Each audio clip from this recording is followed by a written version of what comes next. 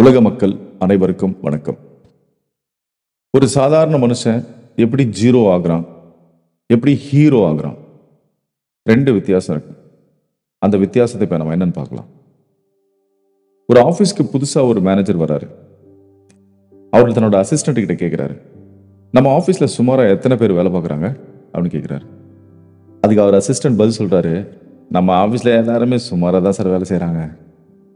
அப்போ மேனேஜர் கேட்ட கேள்வி என்ன, அந்த அசிஸ்டன்ட் புரிஞ்சுக்கிட்ட விதம் என்ன? இதுலேருந்து நமக்கு என்ன புரியுதுன்னா, எல்லா இடத்துலையுமே சுமார் அப்படின்ற மாதிரி தான் இருக்காங்க. அதுக்காக சுமார் அப்படின்னா ரொம்ப மோசம்லாம் அர்த்தம் கிடையாது. அவங்களும் திறமைசாலிங்க தான், நல்லா உழைக்கக்கூடியவங்க தான், நல்ல ரிசல்ட் கொடுக்கக்கூடியவங்க தான். ஆனால் ஏதோ அதெல்லாம் செஞ்சு ஒரு டெவலப்மெண்ட் ஆகாமல் சுமார் அப்படின்ற மாதிரியே இருப்பாங்க. ஒரு ஸ்கூலு இல்லை காலேஜ் எடுத்துக்கலாம். அங்கே சுமாராக ஒரு 50 பேர் ஒரு கிளாஸ் ரூமில் இருக்காங்க. அப்போ அந்த கிளாஸ் ரூமில் படிக்கிறவங்கள எத்தனை பேர் 90% மார்க் எடுத்துருவாங்க? மிஞ்சி மிஞ்சி போனால் ஒரு 5-6 பேர் இல்லை 10 பேர். சரி, இதே மாதிரி எத்தனை பேர் ரொம்ப படுமோசமாக ரொம்ப பாஸ் பண்ணாவே போதும்பா அப்படின்ற மாதிரி எத்தனை ஸ்டூடெண்ட்ஸ் இருப்பாங்க? ஸோ இதுவும் ஒரு குத்து மதிப்பாக ஒரு 10-15 பேர் வச்சுக்கலாம். அப்போ மீதி இருக்கிற ஆளுங்க எல்லாருமே ஃபெயில் ஆகவும் மாட்டாங்க, அதே நேரத்தில் 90% 80% மார்க்கும் எடுக்க மாட்டாங்க. ஸோ இந்த சுமார் ஏதோ அப்படின்ற மாதிரிலாம் இருக்கவங்க எல்லாமே இந்த நம்ம பார்த்துட்டு இருக்கோம்ல சிஎம்எம் அப்படின்ற ஃபர்ஸ்ட் செகண்ட் ஸ்டெப்பில் இருக்கிற நம்மளோட ஹீரோக்கள். இப்போ சுமார் அப்படின்னு நினைக்கிறது நம்ம ஒரு விஷயத்த கேட்டு இல்லை படித்து தெரிஞ்சுக்கலாம். இப்போ இந்தியா முழுக்க நிறைய பேங்க் இருக்கு. ஆனால் எத்தனை பேங்க் நமக்கு தெரியும்? ஒரு ஒரு மினிமம் லெவல் பேங்க் தான் நமக்கு தெரியும். இந்த மாதிரி எத்தனை பேங்க் இருக்கு, அந்த பேங்க்குங்கெல்லாம் நமக்கு தெரியாமல் எவ்வளோ நடக்கிறாங்க, என்ன பண்ணுறாங்க, அவங்களாம் எப்படி சமாளிக்கிறாங்க? ஸோ இதெல்லாம் இருக்குல்ல. ஸோ இந்த மாதிரி ஒரு 0 லெவல்ல இருந்து த ஃபர்ஸ்ட் லெவல் எப்படி போகிறது, என்ன பண்ணலாம் அப்படின்ற விஷயத்தை நம்ம பார்க்குறோம். இப்போ 5th பிளேஸ், ஒரு 5th பிளேஸில் தான் டாப். அங்கே கூட்டம் ரொம்ப அதிகமாக இருக்காது.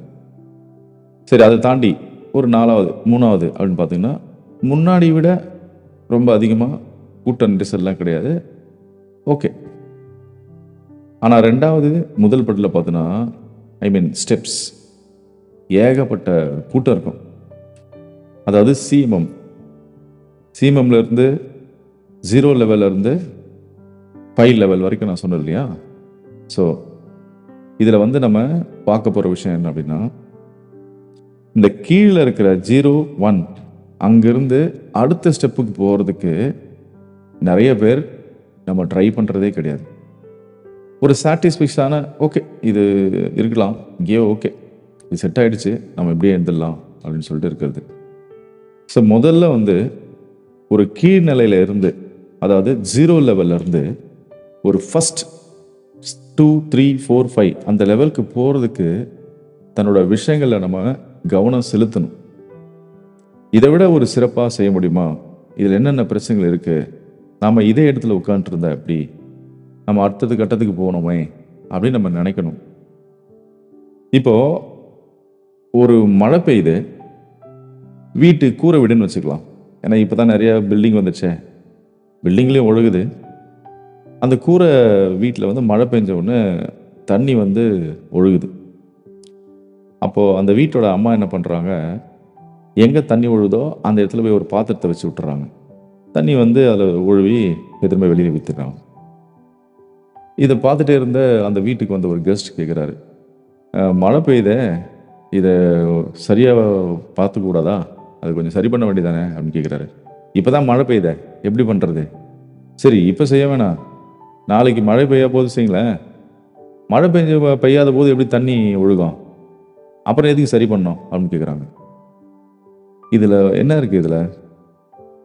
ஸோ மழை பெய்யுது, கூரை ஒழுகுது, அதுக்கு கீழே பாத்திரத்தை வச்சு சமாளிக்கிறோம்.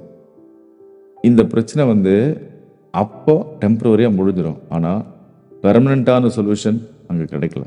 ஸோ பெர்மனெண்ட்டான சொல்யூஷன் வேணும்னா நம்ம வந்து ஒழுகாமல் இருக்கிறதுக்கு என்ன செய்யணுமோ, எத்தனை மழை வந்தாலும் எத்தனை காற்று அடித்தாலும் அது சரி பண்ணுறதுக்கு உண்டான பெர்மனெண்ட் சொல்யூஷன் தான் நம்ம தேடணும். அந்த மாதிரி ஏதோ நம்ம விதி விட்ட வழி அப்படின்ற கணக்கில் நமக்கு நமக்கு செய்கிறத நமக்கு தோன்றத ஏதோ ஒன்று செஞ்சுட்டு போயிட்டே இருக்கோம். ஸோ ஒரு பிரச்சனைன்னு வரும்போது அந்த பிரச்சனைக்கு தற்காலிகமாக ஒரு தீர்வு தேடக்கூடாது. இப்படியே எந்த ஒழுங்கு எந்த பிளானும் இல்லாமல் வாழ்க்கை அதன் போக்கில் விடுறதுக்கு நம்ம எத்தனை நாள் தான் அர்த்தம் இல்லாமல் ஓட்டிருக்க முடியும்? இப்போது ராமாயணத்தில் சபரி அப்படின்னு ஒரு கேரக்டர் இருக்கான். காட்டிலே பிறந்தான், நாகரிகனா என்னன்னு தெரில, கிட்டத்தட்ட எது கிடைக்குதோ அதை தின்னான், அடித்து பிடிச்சி ஏதோ வாழ்க்கை வாழ்ந்துட்டு இருந்தான். திடீர்னு ஒரு நாள் ஒரு முனிவர் வராரு, அவரோட அருள் கிடைக்குது அவருக்கு. அதுக்கப்புறம் தன்னால் என்னென்னலாம் செய்ய முடியும், தன்னோட வாழ்க்கைக்கும் ஒரு அர்த்தம் வேணுமே. ஆனால் அப்போ கூட அவனுக்கு வந்துட்டு என்ன செய்யணும் என்ன பண்ணணுன்றது அவனுக்கு தெரியல. ஸோ இது வந்து ஃபர்ஸ்ட் ஸ்டெப். எந்த பெரிய திறமையோ தகுதியோ முதிர்ச்சியோ நமக்கு வந்துடாது. இன்னும் நம்ம ஒரு 0 லெவலில் தான் இருக்கோம். அப்படின்னா 0வது, அதாவது 0 லெவல் ஸ்டெப்புக்கும் 1வது ஸ்டெப்புக்கும் நமக்கு ஏதோ ஒரு விஷயம் இருக்குது, நமக்கு ஏதோ பண்ணணும் நம்ம நினைக்கிறோம் அப்படின்னு நம்ம போகிறோம், நம்ம நினைக்கிறோம் அப்படின்னா அப்போவே நம்ம வந்துட்டு வேற ஒரு விஷயத்துக்கு நம்ம போகிறோம்னு அர்த்தம். எந்த வழியும் தேடாமல் அப்படியே உட்காந்துட்டே இருந்தோன்னா நம்ம கடைசி வரைக்கும் 0 லெவலில் தான் இருக்கணும். ஸோ 0 லெவலில் இருக்கிற ஒரு மிகப்பெரிய ஒரு விஷயம் முடங்கி கெடுக்காம முயற்சி எடுக்கணும் அப்படின்றது நம்ம எல்லாருமே பண்ணணும். இப்போ ஒரு தாத்தா தன்னோட பேரன் பேத்திக்கு கோயிலில் கூப்பிட்டு போறாரு. அங்கே எந்த கோயிலில் என்ன செய்யணும், எந்த கடவுளை எப்படி வணங்கணும் அப்படிலாம் அவருக்கு நல்லா தெரியும். ஆனால் இதெல்லாம் வந்து இந்த பேரம்பேத்தியிடம் சொல்ல முடியாது. அவங்க இஷ்டத்துக்கு போவாங்க, இஷ்டத்துக்கு சுற்றுவாங்க, அப்படி இப்படி சாமி வந்து பார்த்துட்டு வந்துடுவாங்க, அவ்வளோதான். இப்போ கோயில் வழிபாட்டுக்கான இடம் அப்படின்றது மட்டும் இல்லை, அவங்களுக்கு தெரிஞ்சால் போதும் எந்த கடவுளை எப்படி வழிபடணும் அப்படிலாம் இப்போ கட்டாயமே இல்லை. காலப்போக்கில் அவங்களுக்கே அது புரிஞ்சிடும். இப்போ அதே தாத்தா இன்னொரு பேரன் கோவிலில் கடவுளுக்கான பாடல் ஒன்று பாடுறாரு. இந்த சின்ன வயசுலேயே அவனுக்கு பக்தி விதிமுறைகள் தெரிஞ்சிருக்கு. சந்தோஷம், ஒரு வேலை தெரியாதனாலும் பரவாயில்ல, போக போக எல்லாம் தானாக பழைக்கும் அப்படின்னு அந்த தாத்தா விட்டுறாரு. ஸோ சிஎம்எம் அந்த ஃபஸ்ட்டு ஸ்டெப்பில் தனிநபர்கள் நிறுவனங்களுக்கும் இந்த விதிமுறைகள் பொருந்தும். இவர்கள் இன்னும் தங்களுக்கு தோன்றியதை தான் செய்கிறார்கள், ஆனால் அதே சமயம் இது சரியான வழிமுறை தானா அப்படின்னு யோசிக்க தொடங்கி இருக்கிறார்கள். இவங்களால தவறுகளை தவிர்க்க முடியாது, ஆனால் அதே சமயம் ஒரே தவிர மீண்டும் மீண்டும் வராத மாதிரி பார்த்துக்க முயற்சி பண்ணுவாங்க.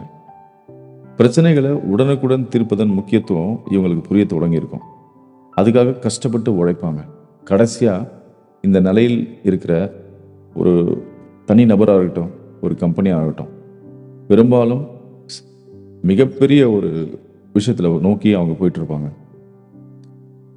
சராசரி நிறுவனங்கள் இந்த விஷயத்தை பார்க்கலாம் அப்படின்னு கேட்டோன்னா, நாம் நம்ம நாட்டில் விளையாட்டு பிரபங்களுக்கு குறைச்சதே கிடையாது. கிரிக்கெட்டு, டென்னிஸு, செஸ்ஸு, பேட்மிண்டனு, இந்த மாதிரி எல்லா விளையாட்டுலையுமே வந்துட்டு ஒரு ஸ்டார் அந்தஸ்து உள்ள இருக்கிற நம்ம பிளேயர்ஸை பார்ப்போம். அங்கே தான் பிரச்சனை. ஸோ குழு ஒரு டீமாக நம்ம சேர்ந்து வேலை செய்கிறதுக்கும் ஒரு ஸ்டார் வேல்யூவில் இருக்க அவரை மதிக்கிறதுக்கும் நிறைய அங்கங்கே அப்படி இப்படி என்ன ஆகுனா, ஒரு டீமுக்குள்ளவே ஒரு பாகுபாடு வந்துடும். இவனுக்கு மட்டும் எல்லாரும் பார்க்குறாங்க, ரசிக்கிறாங்க அப்படின்னு சொல்லி. ஸோ ஒரு சின்ன பட்ஜெட் படம், அதில் நடிச்சிருக்கவங்க இயக்குனர், ஒளிப்பதிவாளர், தயாரிப்பாளர் எல்லாருமே புதுசாக இருப்பாங்க. இதுக்கு ஏற்ற மாதிரி படமும் சுமாராக தான் இருக்கும். ஆனால் அந்த படத்துக்கு இசையமைத்தர் வந்து ஒரு பெரிய லெவலில் இருப்பார், ஒரு சூப்பர் மியூசிக் டைரக்டராக இருப்பார், பயங்கர பிரமாதமாக பாட்டு போட்டு கொடுத்துருப்பாரு. அந்த படம் வந்து அந்த பாட்டால் சூப்பர் ஹிட் ஆகிடும். சூப்பர் ஹிட் ஆகி அந்த படம் வந்து பயங்கரமாக சக்ஸஸ் ஆகிடும். இப்போது இந்த புதுசாக இருக்கிற டீம் ஒரு ஃபேமஸான ஒரு மியூசிக் டைரக்டர் வந்த உடனே அந்த பாட்டால் அந்த படம் ஜெயிச்சிச்சு. அப்போ அதே மியூசிக் டைரக்டரு வேற ஒரு பெரிய வாய்ப்பு கிடைச்சி வெளியே போயிட்டார். இப்போது இந்த சின்ன பட்ஜெட் இந்த டீமை யார் காப்பாற்றுறது? நிறைய கம்பெனிஸில் இந்த பிரச்சனை தான். உங்களோட முதலாளி அப்படி இல்லைன்னா ஒரு மேனேஜர், அப்படி இல்லைன்னா ஒரு மார்க்கெட்டிங் எக்ஸிக்யூட்டிவ் ரொம்ப பிரமாதமாக இருப்பாங்க. மற்றவங்க எல்லாரும் அவங்க சொல்கிறதெல்லாம் கேட்டுக்கிட்டு என்னென்னலாம் பண்ண முடியுமோ அவங்களுக்கு ஏற்ற மாதிரி அவங்க செஞ்சிட்ருப்பாங்க. அப்போது எந்த ஒரு நிறுவனமும் வந்து ஒரு தனி நபரை நம்பி பிழைக்கக்கூடாது. நீங்கள் எல்லாருமே பெரிய ஒரு ஜீனியஸாக இருக்கணும், அதுக்காக கஷ்டப்படணும், அதுக்காக உழைக்கணும். எல்லாருமே ஒரு உலக புகழ்பெற்ற ஒரு பெரிய ஆளாக நம்ம ஆரம்பத்துலேருந்தே வந்துட முடியாது. கொஞ்சம் கொஞ்சமாக நாம் நம்மளுடைய விஷயங்களை முயற்சி பண்ணிக்கிட்டே இருக்கணும். இதுக்கு காரணம் வந்துட்டு 0 லெவலில் இருந்து 1 2 3 4 5 அப்படின்ற ஒரு நிலைக்கு நாம் வெளியில் போகணும் அப்படின்னு நாம் நினைக்கணும். அதுக்காக முயற்சிகள் எடுக்கணும். அதுக்கான விஷயங்களை தான் பெரிய பெரிய கம்பெனி, பெரிய பெரிய ஸ்டார் வேல்யூ இருக்கவங்க எல்லாருமே வந்துட்டு சும்மாவே இருக்க மாட்டாங்க, ஏதாவது ஒன்று பண்ணிக்கிட்டே இருப்பாங்க. அப்போ அந்த விஷயங்கள்லாம் நம்ம பண்ணாதான் நம்ம ஒவ்வொரு லெவலில் இருந்தோம். இப்போ நம்ம 5 ஸ்டார் தரம் அப்படின்ற ஒரு புத்தகத்தை படிக்கிறோம் இல்லையா, ஒவ்வொரு லெவலில் இருந்தோம் ஒரு 5 ஸ்டார் அப்படின்ற ஒரு வேல்யூக்கு நம்ம வர முடியும். ஸோ நமக்கு இது போதும் அப்படின்னு நம்ம நினைக்க கூடாது. நம்ம ஒரு கம்ஃபர்ட் ஜோனில் நம்ம உட்காந்துருக்க கூடாது. நம்ம அந்த கம்ஃபர்ட் ஜோனே நம்மளோட வாழ்க்கையை கெடுக்கும். ஒரு அழகான குட்டி கதையை சொல்லி இந்த நிகழ்ச்சியை முடித்துக் கொள்ளலாம். ஒரு பெரிய கிராமம். அந்த கிராமத்தில் ஒரு பெரிய ஆலமரம். அந்த ஆலமரத்துக்கு கீழே ஒரு 25 இல்லை ஒரு 30 வயது மதிக்கத்தக்க ஒரு பையன் வருவாப்ல. ஒரு கீழே ஒரு லுங்கியோ ஒரு டவலோ ஒன்று போடுவாப்ல, படுத்துப்பான். அவன் வாட்டின்னு ஒரு ஜம்முன்னு தூங்குவான். மதியம் ஒரு 2 மணி இருக்கும், 3 மணிக்கு எழுந்து போவான். எங்கேயோ போய் ஏதோ ஒன்று கிடைக்கிறத சாப்பிடுவான். மறுபடியும் அதே ஆலமரத்துக்கு வரான். மறுபடியும் அதே டவல் போடுறான், கால் மேலே காலை போடுறான், கொஞ்சம் ஊர் கதைகளை பேசுகிறான், மறுபடியும் படுத்து தூங்குறான். அவ்வளோதான். மறுபடியும் 6 மணி ஆயிடுச்சு, போயிட்டான். இரவாச்சு பகலாச்சு, ஓகே. மறுபடியும் மீண்டும் அதே காலை, மதியம், மாலை, இதே மாதிரியான இவனோட விஷயங்கள் இங்கே போயிட்டு இருக்கு. அப்படியே வந்து ஆப்போசிட்ல ஒரு வீடு இருக்கு. அந்த வீட்டில் வந்து அதிகாலையில் வந்து ஒரு மிக்சி சவுண்டு கேட்கும், சமைக்கிற சவுண்டு கேட்கும், ஓடுறது, அப்புறம் அங்கே போகிறது, இது இல்லையா அது எங்கே இது எங்கன்னு சொல்லிட்டு ஒரு பரபரப்பாக இருப்பாங்க. மணி ஒரு 5 மணி 6 மணி இருக்கும். ஒரு பைக்கை ஸ்டார்ட் பண்ணி வண்டி எடுத்துகிட்டு வேகமாக ஓடுவாங்க, ஒரு ஹஸ்பண்ட் ஒய்ஃப். அவங்க குழந்தைங்கள் அங்கே இருக்கும். ஸோ இவங்க எதுக்கு ஓடுறாங்க, அவங்க எதுக்கு அந்த இடத்துல ஆலமரத்தில் அந்த ஐயா தூங்குறாரு? 2 பேரும் மனிதர்கள், எல்லாருக்கும் உரிய பிரச்சனைகள் கண்டிப்பாக இருக்கும். ஸோ அந்த பிரச்சனைகள்ல இருந்து ஒவ்வொரு மனுஷன் எப்படி வெளியில் வரப்போகிறான். ஸோ பிரச்சனை இல்லாத மனிதர்கள் இருக்கிறதே வேஸ்ட் அப்படின்னு தான் சொல்ல முடியும்.